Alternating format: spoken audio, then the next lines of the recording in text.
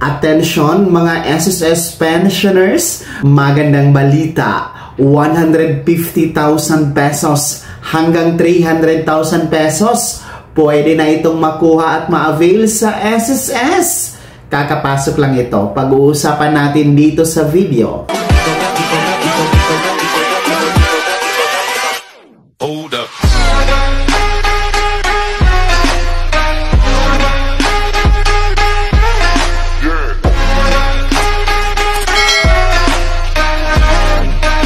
Hello mga ka-vlogs! Welcome dito sa aking YouTube channel. Magandang araw po sa lahat ng mga manonood. Saan po kayong dako sa mundo? Kumusta kayo mga ka-vlogs? Eto ha, mga pensyonado na SSS, magandang balita po. Kakapasok lang mula mismo sa SSS.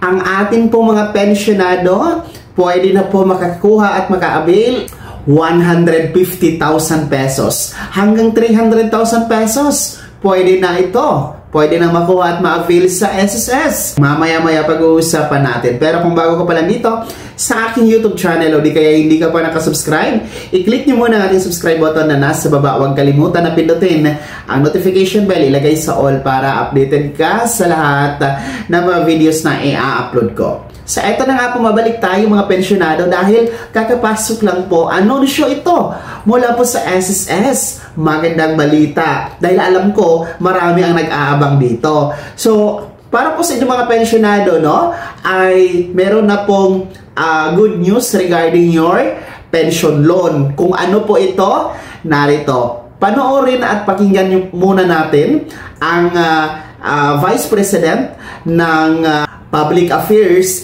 and Special Events Division ng SSS mga ka-vlogs na si Mr. Carlo Villacorta. Sir Robert, Miss Doris, maaari ko po bang samantalahin?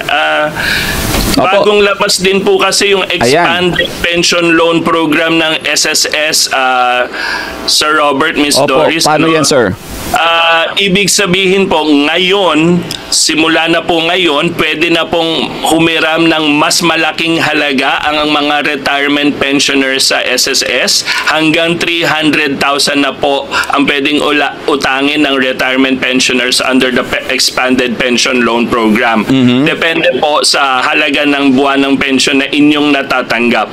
At ngayon din po, yung survivor pensioners ay maaari na ring umutang sa SSS sa pamamagitan ng aming pension loan program. Sa kanilang hanay naman po ay hanggang 150,000 pesos po ang pwede nilang utangin under the pension loan program. So sa ating mga nasalantang mga miyembros ng bagyo o ng earthquake, option din po yan kung kayo po ay pensioner na, Sir Robert, Miss Doris. Gaano katagal po babayaran? Depende po yun sa edad at sa amortization schedule na pipiliin po ng pensioner, Ma'am Doris. Ang style po namin diyan ay yung pambayad po ay kukunin din namin sa buwan ng pensyon ng miyembro at magtitira po kami ng kalahati para kada buwan mayroon pa rin pong papasok na cash flow sa miyembro at yung kalahati po ay nababayaran ang kanyang pension loan outstanding. Ayun, mabuti naman. Oo. So sige, antabayanan po natin yung kayong mga miyembro ng SSS. Magtiwala po kayo sa mga anunsyo nila.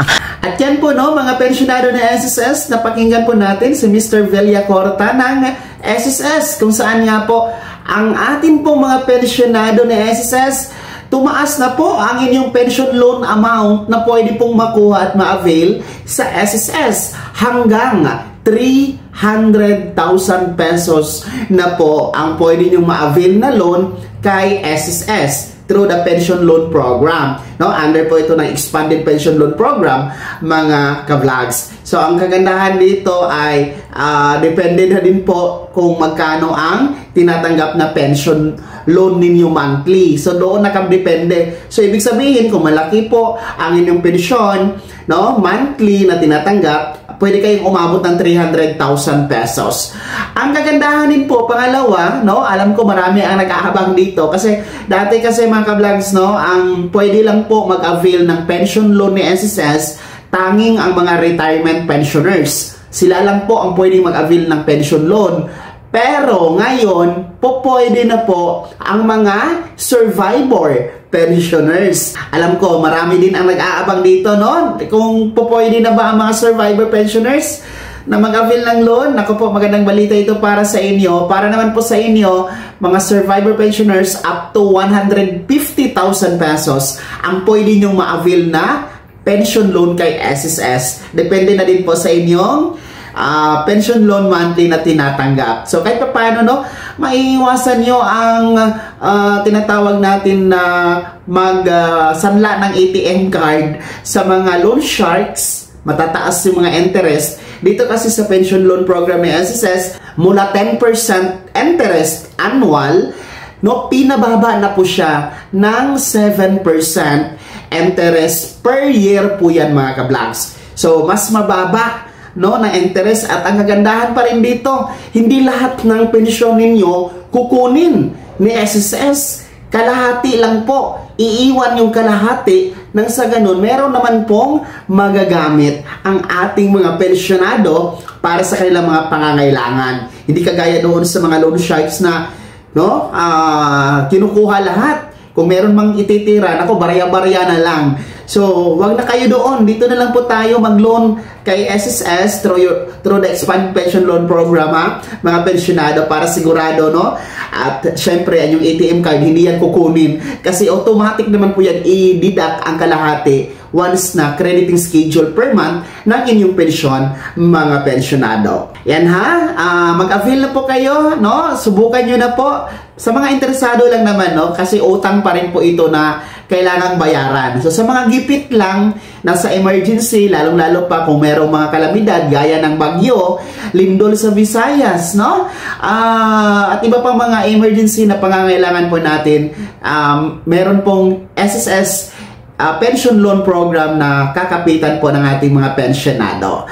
Kaya naman po, ha, mga pensionado, ano po yung komento at reaction sa balitang ito? Kayo ba ay nagagalak na tumaas po ang pension loan amount para sa ating mga retirement pensioners up to 300,000 pesos? Pangalawa po, para sa ating mga survivor pensioners, kayo ba ay nagagalak na sa wakas pwede na kayong mag-loan ng pensyon kay SSS ng up to 150,000 pesos? Lahat ng yan, ibahagi niyo po sa comment section na nasa baba. Pakilakip ng buong pangalan at kung taga saan kayo. Bago ako magtapos sa video na to, kung gusto niyo pong sumuporta sa aking YouTube channel, maaari niyo pong i-click ang ating super thanks button na nasa baba. Sa mga gusto maging miyembro, pwede i-click nyo lamang ating join button. Maraming perks dyan, mga ka-vlogs. Be my member now. Sana'y naging gabay ang video na to kahit paano na pag-uusapan natin ng mga mahahalagang bagay-bagay na may kinalaman sa pagiging miyembro, beneficiaryo at pensyonado sa SSS. Kung hindi ka pa nakasubscribe dito sa aking YouTube channel, maaari nyo nang i-click ang ating subscribe button na nasa baba. Huwag nyo kalimutan na pindutin ang notification bell. Ilagay nyo po sa all para naman updated ka sa lahat ng mga videos na i-upload ko. Maaari nyo din i-like ang video na to. At kung meron ka pa mga katanungan, maaari nyo i-komento sa comment section na nasa baba. Paki-follow na din po ang aking official Facebook page na nasa screen nyo. Muli po ako si Daniel Timpawa na nagsasabing dito sa aking YouTube channel, pawang katotohanan at lahat totoo lamang.